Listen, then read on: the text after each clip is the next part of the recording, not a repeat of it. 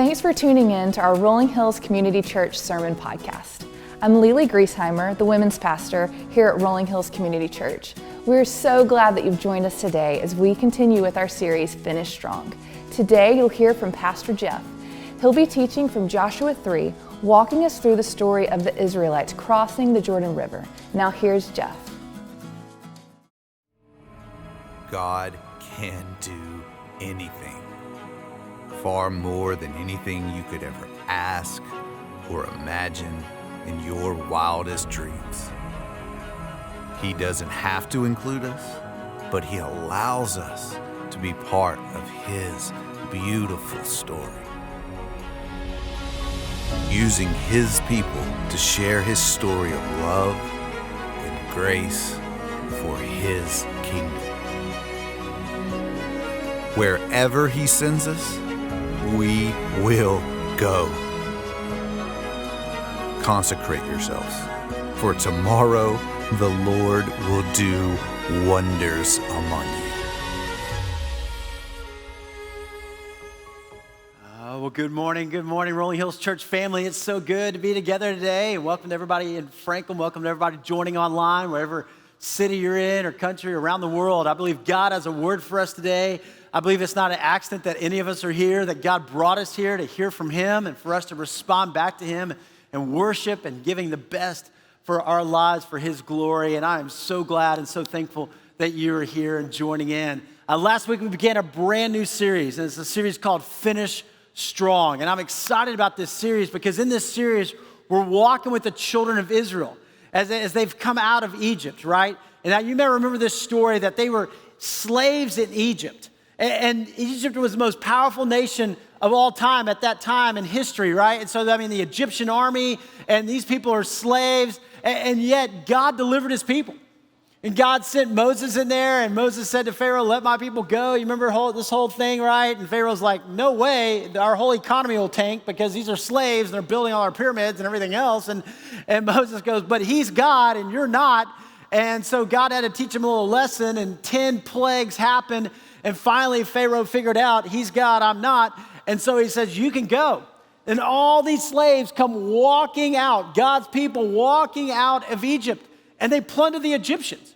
The Egyptians are like, here, take food, take clothing, take gold, get out of here. You guys, your God is much bigger than ours. And so here they go across, and they come to the Red Sea. And the Red Sea is massive, and Pharaoh changes his mind and says, what did I just do? My whole economy is going to tank. Go after them, and God parts the Red Sea. They walk through on dry ground, right? And here comes Pharaoh and his army, and they get halfway through, and the waters collapse over them, and they're out of the picture. And now you've got 1 million people in the wilderness, the Judean wilderness, right? They are in the desert, and what grows in the desert? Nothing. Nothing grows in the desert. And so God says, don't worry, I'll sustain you. Now, feeding 1 million people in the desert is miraculous enough. And so God rains down bread from heaven called manna. God gives them quail. These birds just fly into camp, right? God gives them water from a rock. He takes care of His people, but He says, I didn't create you and call you out of Egypt to stay in the wilderness. I'm leading you to the promised land. And so they come on, they're going across, and now they come to the Jordan River, and they're looking over into this land that God had given to their forefathers, Abraham, right? You remember Abraham left the Ur of the Chaldeans and came down to this beautiful land, this land of Canaan, and then Abraham and Isaac and Jacob, and then the people left and went to Egypt for 400 years. Now they're coming back to this land flowing with milk and honey, this land that is beautiful. And they get up to the Jordan River, and they're getting ready to go across. And Moses says, wait a minute. A lot's probably happened in that land in 400 years. Let's send some spies over to check it out and see what's going on. And so these 12 spies go in the land. And they come back, and 10 of the spies go, no way. A lot has happened in 400 years, right? There are giants in the land now. There are big people over there, and they've got all these cities, and they're fortified. We can't do it. But 2 spies come back, Joshua and Caleb. And they go, guys, remember what God did? God brought us out of Egypt. God sustained us in the wilderness. We can do this. Let's go. Let's finish strong. Let's finish what God has started. Let's go. And the people said, no way. We can't do it. The people chose fear. The people chose to stay in the desert, to stay in the wilderness instead of trusting God and moving into the life that God had for them. And so God said, well, okay, you want to live by fear? Hey, we're going to take 40 years and you live out here in the wilderness until this entire unbelieving generation dies off. And I'm going to raise up a new generation that'll trust me. I'm going to raise up your kids, your grandkids, and they're going to trust me. And so here we are now, back 40 years later at this exact point. Kelly Minter did a great job last week talking about this Joshua chapter 1. And God speaks to Joshua and he says, Moses, my servant, is dead. That sent chills through everybody, right? Because Moses was the big leader. And I mean, they're like, what? Yeah, Moses, my servant, is dead. Joshua, now you lead the people. Let's go. Let's go forward. And so what are they going to do? What are these kids, these grandkids, what are they going to do? What's this next generation going to do? Are they going to live in fear or are they going to live in faith? And what about you and me? What will we do? Are we going to live our lives in fear or are we going to live our lives in faith? You see, God has brought us out of the land of slavery, right? We were slaves to sin. God delivered us through his son, Jesus Christ. Praise be to God. But God didn't deliver us just to stay in the wilderness. God delivered us for a full life, for a life with him, for a life eternal. And God is saying, you go forward. Don't get stuck. Don't stay here. You move forward in faith. You finish strong every day of your life, every breath in your lungs for my glory. What will we do? Well, let's find out today. If you have a Bible with you, I invite you to open with me to Joshua chapter 3. Joshua chapter 3, one of my favorite passages in all the Bible. This is so good. So if you're here in Franklin, grab a Bible. If you need a Bible, there's some in the back. If you're watching online, you can go to the Rolling Hills app and pull up our new version. The scripture's there. But I want you to see this today. Joshua, Old Testament, right? So you got the first 5 books, Genesis, Exodus, Leviticus, Numbers, Deuteronomy, the Law, the Torah, the Pentateuch. And then after that, you got Joshua. And so we were in Joshua 1 last week, and then I want you to see Joshua 3 today. Let's pick up here in verse 1. It says, early in the morning, Joshua and all the Israelites set out from Shittim and went to the Jordan where they camped before crossing over. After 3 days, the officers went throughout the camp, giving orders to the people. When you see the ark of the covenant of the Lord your God and the Levitical priests carrying it, you're to move out from your positions and follow it. All right, let me stop right there. The Ark of the Covenant. When they were in the desert, in the wilderness, God told Moses, hey, build a mobile worship center, right? Like build a church right there in the middle, right? You know, and we're going to put it in the center of camp.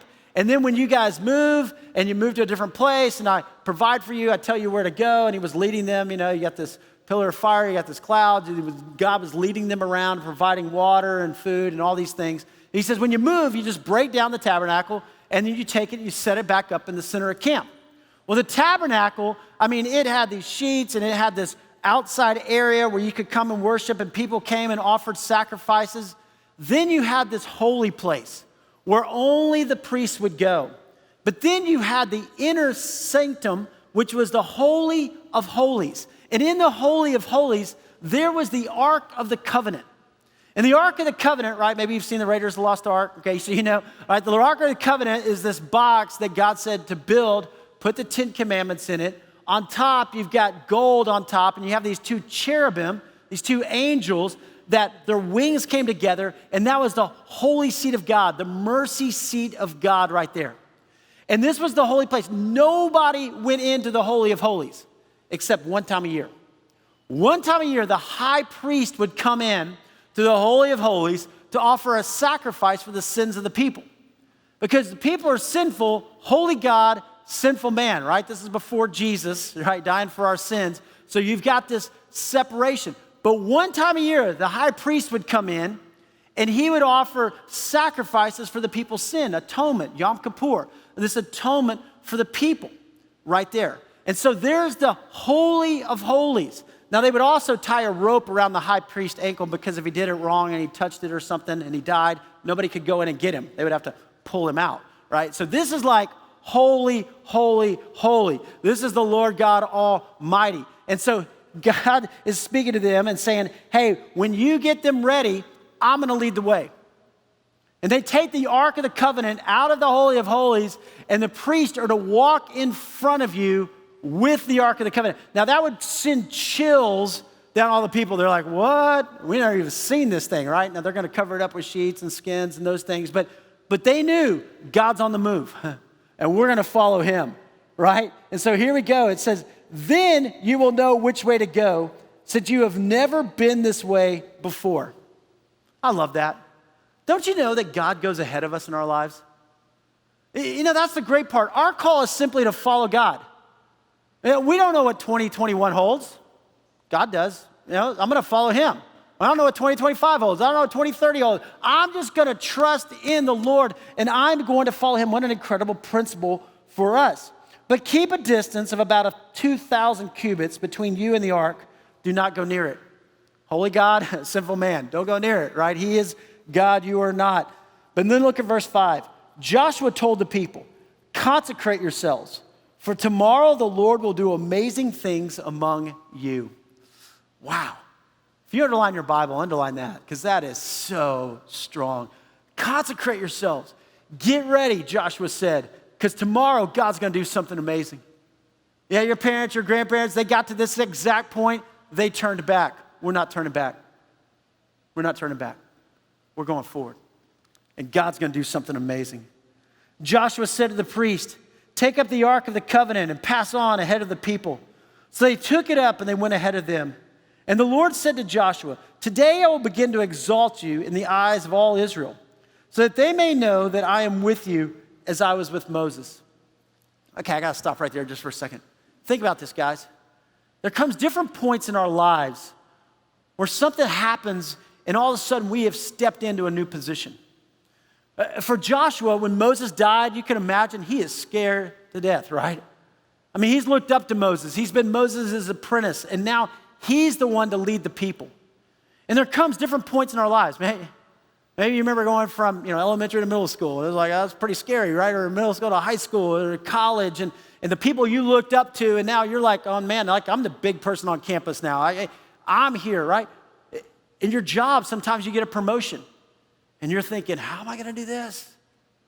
I'm in charge now. This is crazy. I got people reporting to me. What am I going to do?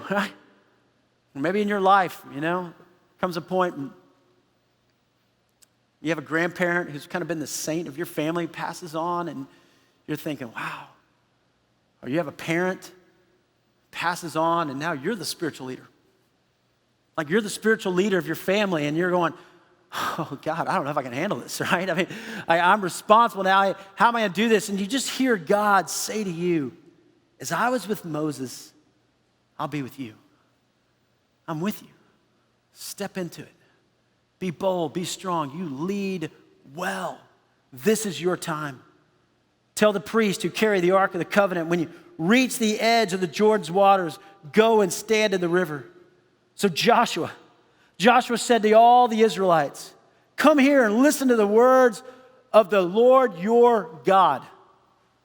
I mean, this is powerful, you guys. Moses couldn't lead the people in, but now Joshua will. This is how you will know that the living God is among you. I notice that, living God. He's not dead, he is alive. He is moving. He is working. He's got a plan and a purpose for you. The living God is among you, and he will certainly drive out before you the Canaanites, the Hittites, the Hivites, the Pezerites, the Girgashites, the Amorites, and the Jebusites. All these people who've moved in the land, all these people who've taken possession of it, are squatting in there. Hey, he's going to move them out. He's going to go before you. See, the Ark of the Covenant of the Lord of all the earth will go into the Jordan ahead of you. Now then, choose 12 men from the tribes of Israel, one from each tribe. And as soon as the priests who carry the ark of the Lord of all the earth, set foot in the Jordan, its waters flowing downstream will be cut off and stand up in a heap. So when the people broke camp to cross the Jordan, the priests carrying the ark of the covenant went ahead of them. Guys, I want you to picture this scene, man. I mean, these were kids when they were there 40 years earlier, right? And now they've grown up, and now they have kids of their own, and there's a whole different generation. But some of them remember being there. Some of them remember when they turned back and went back in the wilderness, and now they're standing there and they're watching as the Ark of the Covenant is coming out, and they're saying, we're going forward. We're going. We're trusting. Now that Jordan is at flood stage all during harvest. Guys, think about this. These people haven't seen a river flowing like this. They've been in the desert. They've been in the wilderness. And now they're standing there and the Jordan is at flood stage. Today, when you go to Israel and we do a biblical study tour every couple years, at some point I want you to go. I want everybody to go because it's incredible. But the Jordan River is not as big as it used to be. It's been siphoned off, used for irrigation, but it's still a river, right? I mean, Jesus was baptized in the Jordan. That's where John the Baptist was baptizing. And it flows out of the mountains. It starts at Caesarea Philippi. There's 3 rivers that come together and they join. You got the Sea of Galilee, which is kind of a wide spot in the Jordan River. And then it flows down all the way to the Dead Sea. But back then, we're talking big river. We're talking flowing, rushing waters. And they're there. And the Jordan's at flood stage. And yet, as soon as the priest who carried the ark reached the Jordan and their feet touched the water's edge, the water from upstream stopped flowing, and it piled up in a heap a great distance away at a town called Adam in the vicinity of Zarethan. While the water flowing down to the Sea of Arba, that is the Dead Sea, was completely cut off. So the people crossed over opposite Jericho. The priest who carried the Ark of the Covenant of the Lord stopped in the middle of the Jordan and stood on dry ground, while all Israel passed by until the whole nation had completed the crossing on dry ground. Yes! Can you imagine? Those people start walking, right? They're thinking it's going to be muddy, and they're thinking they're going to get stuck, and then it's dry ground. And they walk until the whole nation's on the other side. The whole nation's looking at the promised land, this land flowing with milk and honey. They've been living in a desert, and now they're seeing fruit trees, and they're seeing all the grass, and they're like, what? This is what God has for us. Let's go. Hey, if you're taking notes today, here's some things I'd love for you to write down. If you're here in Franklin, you got to worship God. Hey, write some things down. If you're online, jump on the Rolling Hills app. You could fill in some blanks. But I believe that God has some powerful words for all of us in our own faith journey. And I want you to see these today. First of all, number 1, prepare your heart for God to do something great. Guys, prepare your heart for God to do something great. I love how Joshua told the people, consecrate yourselves, for tomorrow the Lord will do amazing things among you. Don't miss that. Consecrate means to dedicate. That's what it means. It means to dedicate, to pray and to prepare your heart. There's certain times in your life that you come to these big moments. There's these big moments, right? You come to it. You have this new job opportunity, and you've been praying about it, and all of a sudden God answers your prayer, and you're stepping into it, or you're getting married, or you're having a child, or you're having a grandchild, or whatever it is, you're going to a new school. There's these moments that are big. And God says, consecrate yourself, prepare yourself, dedicate yourself, because I'm going to do great things. And when you get those times, we say, God, I want to move all the distractions out, and I want to concentrate on you. I am your servant. I'm going to go forward in this job. I'm going to go forward in this family. I'm going to go forward in the future with you. Consecrate yourselves. Hey, the Lord will do amazing things. In the Hebrew, this word amazing is translated wondrous. Wondrous. But it's also amazing when you look at that word in Hebrew, but you go to the New Testament in the Greek, you know what it's translated? Immeasurably more. Hey, the Lord will do immeasurably more in your life. This is what God wants to do. And I think so often we settle for the kind of the ho-hum. We settle for, okay, I'm saved. I gave my life to Christ. He redeemed me, restored me, and now I'm kind of done, and God, I'll see you in heaven. And God's going, no. I didn't bring you out of being a slave to sin to leave you in the wilderness.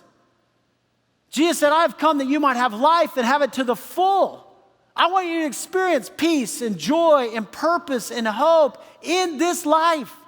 That's what I want for you. I want to do amazing things in your life. I want you to do things that you haven't even dreamed or imagined. I want to do that in you. So get ready. Prepare your heart. See, regardless of your past or what your parents have done, what will you do? Regardless of your past. Maybe in the past you've kind of been like, yeah, faith, it's kind of all right, and you kind of get up to the edge when you have to make a decision and step out and you turn back around.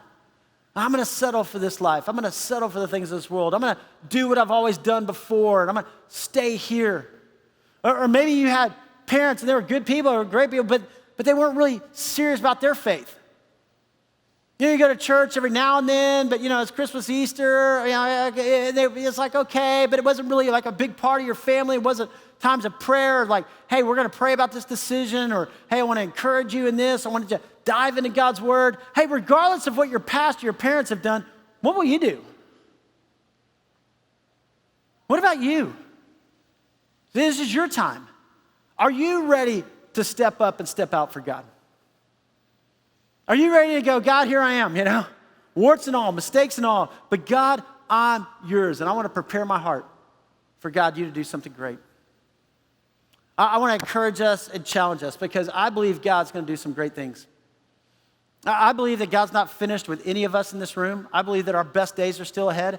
I believe that our best days as a church are still ahead. I believe with all my heart. And so I'm going to call us as a church to 21 days of prayer and fasting. Starting next Sunday, October 25th through November 15th, for 21 days, let's just pray. God, you do something amazing. God, use us for your glory. God, I want to be a person after your heart. For 21 days, let's pray, let's fast. Let's say, hey, I'm going to take some time during the week and withhold something in my life so that I can focus on the Lord. Because I want to be all that God wants me to be. I want to reach my full potential in Him. During that time, we're going to have an election in our country, right? And so I want us to be praying over that election. I want us to be praying over our leaders. I want to be praying in that time of 21 days, big things. And God, use us as your church to be people of faith. Are you ready to step up and step out for God? Ephesians, New Testament, Ephesians chapter 3. This is kind of the theme verse for us here at Rolling Hills. Now to him who is able, think about that. God's able. Whatever you're facing in your life today, whatever challenges, whatever struggles, God is able to do immeasurably more than all we ask or imagine, according to his power that is at work within us. See, if you're a Christ follower, God's power is at work within you. The same power that stopped up rivers, the same power that resurrected Jesus is the same power in you. And if we would just be bold and live it, that power at work within us, to him be glory in the church. He's passionate about his church, right? God's people back then, Old Testament, right? Here you go. We are God's people today. The church. And in Christ Jesus, throughout all generations, forever and ever. Amen. Prepare your hearts, church. God wants to do amazing things in your life. Look at this one. Decide between a life of fear or faith. Guys, you've got to decide. I've got to decide between a life of fear or a life of faith. So when the people broke camp to cross the Jordan, the priest carrying the Ark of the Covenant went ahead of them. Now the Jordan is at flood stage all during harvest.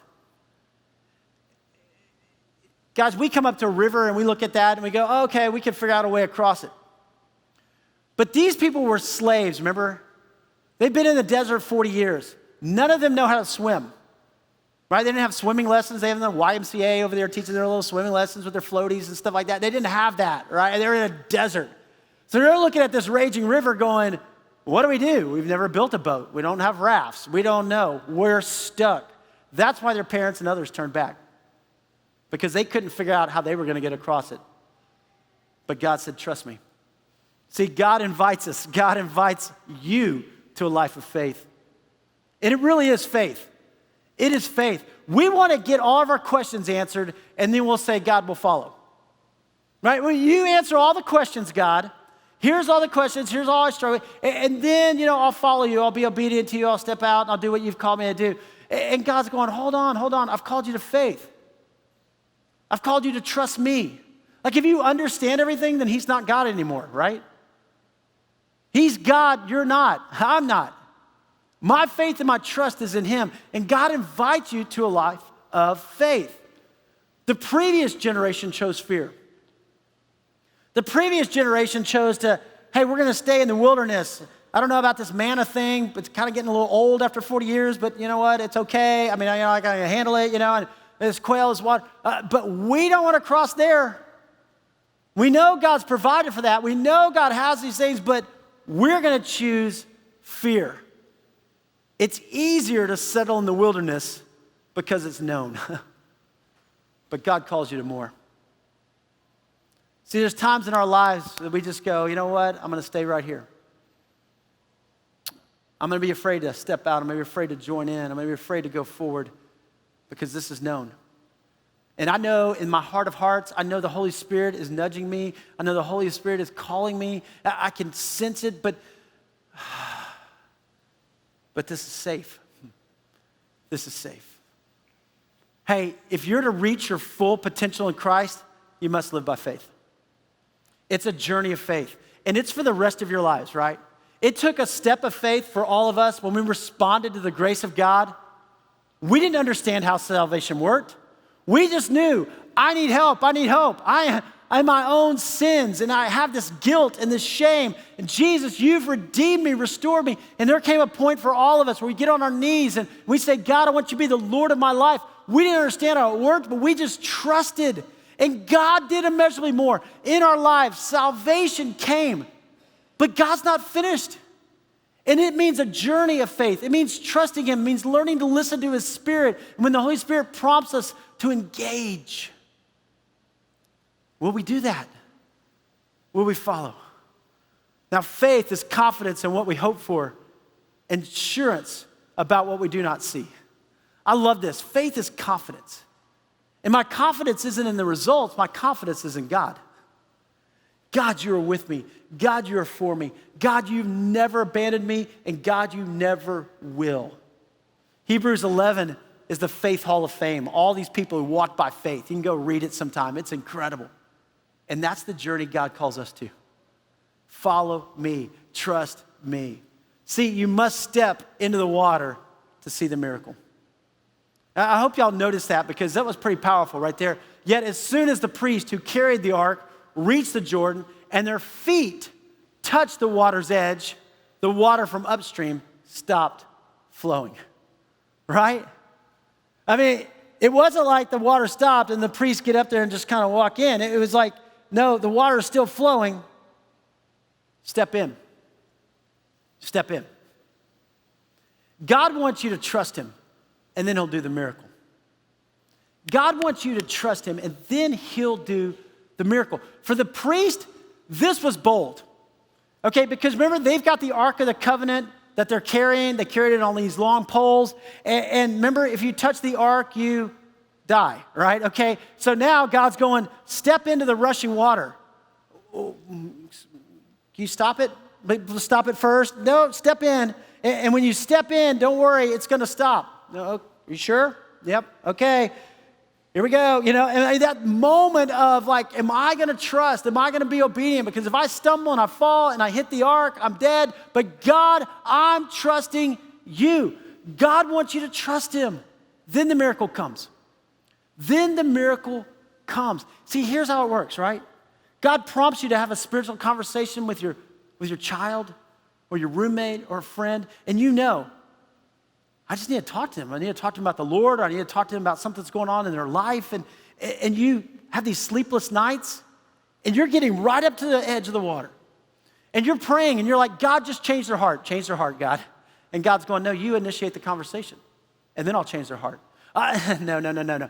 God, you change their heart. I don't want to have this conversation. And God's going, trust me. Okay. And so at some point, we get the courage up. At some point, we go, I'm either going to step in and I'm going to have the conversation. I'm going to pray for them. I'm going to encourage them. Or I'm going to just walk around over here and avoid the issue and just kind of live back where it's comfortable and where it's known and where it's safe. It happens all the time. And God's going, I have called you for more. Trust me. Be bold. Be obedient. You step in, and then the miracle will come. I'm going to change hearts. I'm going to change lives. But I'm calling you to step. Hey, the priest had to step into the water. And so do we. So do we.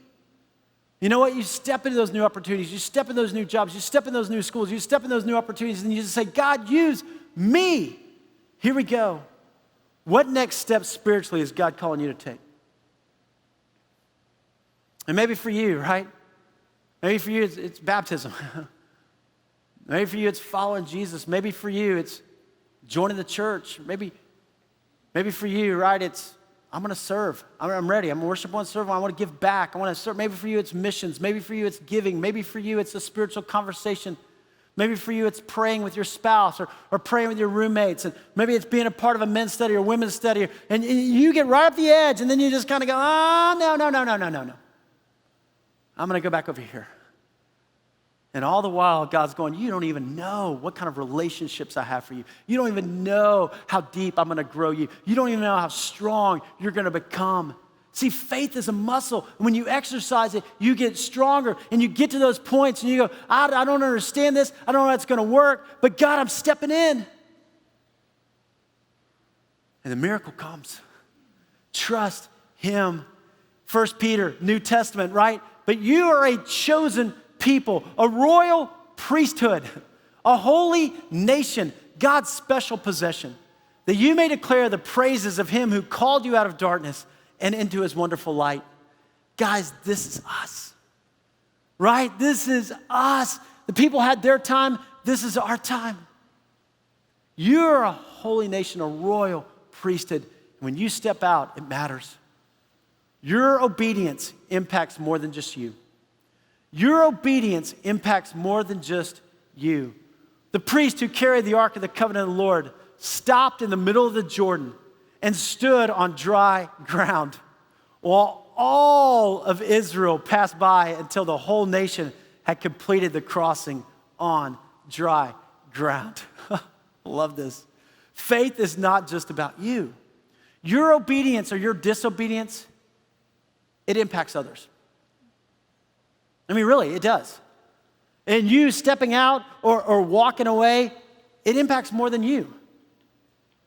You saying, hey, I'm going to be a part, I'm going to lock arms with other believers, I'm going to grow deeper in my faith, impacts so many other people. It's not just about you. Your life has been impacted by the faith of others. Right? I mean, you think about it. Somebody told you about Jesus. There was a parent, a grandparent, an aunt, an uncle, there was somebody at church, a Sunday school teacher. Somebody stepped in the water and said, hey, I want to tell you about the most important person in the world. I want to tell you about the one who will change your life. And aren't you thankful? Praise God that they had the courage to step in. Your life has been impacted by the faith of others. Somebody taught you when you were a child, and they taught you the books of the Bible, and you still remember they taught you Bible verses that come up in your mind and your heart. They taught you. Your life has been impacted by the faith of others. And now it's your time, and it's our time to step out in faith and to impact others for God. That's powerful. Guys, I want you to think about this for a moment. Those priests who are coming up to this water, who have this fear, and they step in. And they don't know if it's rocky, they don't know if it's muddy, but all of a sudden the water stops flowing, and they take another step, and they take another step, and they stand in the middle of the river on dry ground. And you know what they do right then? Is they're holding the Ark of the Covenant, and they start looking. And they start watching as their kids come by. And they start watching as their aunts and their uncles come by. And they start seeing their parents come by. And they start seeing neighbors and friends and people they've been in school with come by. They start seeing all the nation walk by. And I bet tears are flowing down their face because these people are walking by on dry ground because these people took a step of faith. And there are others that are being impacted for the glory of God. And now it's your turn. And now it's my turn. 17 years ago, God called Lisa and I to step out, plant a church. We were scared to death. I tell you, But my wife had more faith than I did. She's like, if God's calling us, let's go. I didn't know what God was going to do. But I'm so thankful. 2 years ago, God called all of us as a church, step out for the kingdom, pray, give over and above your tithe, because I want to do something great in the lives of your kids and your friends' kids. I want to raise up the next generation in Christ. I want to do something great in Nolensville and Nashville and online. I want to do something great with the orphan children in Moldova. And all of us came together and we stepped out. And God has done miracles, guys. It's been amazing. And God says to us, I'm not finished. You keep going forward. You finish strong. Remember what he said to Joshua. Be strong and courageous. Do not be afraid. Do not be discouraged. For the Lord your God will be with you wherever you go. Guys, wherever you go, God's with you. And God is for you. Maybe today you've been at this place before. Maybe today God's prompted your heart before and man, I was called to accept Christ, but every time you kind of back away from the river and you walk back in the wilderness. Or God's called you to be baptized and you get right up the edge. You're like, yeah, this is it. I'm going to do it. And you turn around. Or God's calling you to join the church and you're like, I'm going to settle over here. Or God's calling you to serve or give or whatever. You just get back and you pull back. Hey, make it today that you say, stop living by fear. Today I'm living by faith. God, whenever you prompt my heart, God, I want to go forward. When you tell me to pray for somebody, when you tell me to encourage somebody, when you tell me to send an email to somebody, when you tell me to post about something, God, I want to go forward in you. I want my life to be completely sold out for the glory of God. And maybe you're here today and you're facing a rushing river. Maybe you're looking at, just relationally, there's some things that are challenges, maybe financially, maybe emotionally, and you're standing at the edge. And God's saying, trust me. I'm going to take care of you. I will be with you wherever you go. Will you trust him today? I'm going to ask you to bow your head and close your eyes just for a moment. This is between you and the Lord. See, God's not finished with any of us. Every one of us in this room can take a next step. Every one of us in this room can go forward. So what's God saying to you? Maybe God's calling you to put him first in your life. You've been living for the things of this world, and they've got a hold on you. You know it, but God's saying, no, trust me. Follow me. Be sold out for me. Maybe God's calling you to be baptized. Maybe God's calling you to commit your life to him. Maybe God's calling you to serve or give, whatever it is. But you just say, God, I'm yours, wholly and completely. Maybe today there's a struggle and you don't see a way out. But to him who is able, God, today I trust you. I trust you with my worries, with my fears. I trust you, God, with my life. And Father God, I pray, I want to be obedient to you. I want all of us, God, to be obedient to you because our faith impacts others. God, I want to live a life of faith that my children or my grandchildren see. I want other people to see, my roommates, my friends, my co-workers. God, I want them to see that I'm a man or a woman after your heart. So today, God, we consecrate ourselves because we know you're going to do amazing things in our lives. We might not understand how it's going to happen, but God, we trust you. And we put our faith and our trust in you right here, right now. Amen. Hey, after the service, I'll be here. I'd love to talk with you. I'd love to pray with you, whatever's going on in your life. If you're online, you can go to the chat room. There's people who pray with you there. God is at work, you guys. And God loves you. God loves you. I want to invite our ushers to come forward at this time. It's a chance for us to give back. A chance for us to invest in God's kingdom and for God's glory. If you're a first-time guest, all we ask is you would give us your communication card. We could follow up with you. If you have a prayer request, you can drop it in the basket or you can go and give it to us online at rollinghills.church. But let me say a short prayer. Father God, thank you. Thank you that you are the way maker. God, you are the miracle worker. Thank you that you are with us and you are for us. Thank you for your son, Jesus, who made a way for us to have eternity with you.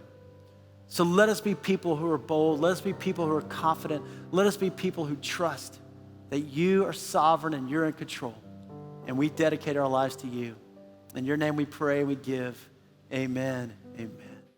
Thanks for listening. If you want to learn more about what's going on in the life of Rolling Hills, download our Rolling Hills app or visit our website at rollinghills.church. From there, you can follow us on Instagram and Facebook to stay up to date on what's happening and ways you can connect.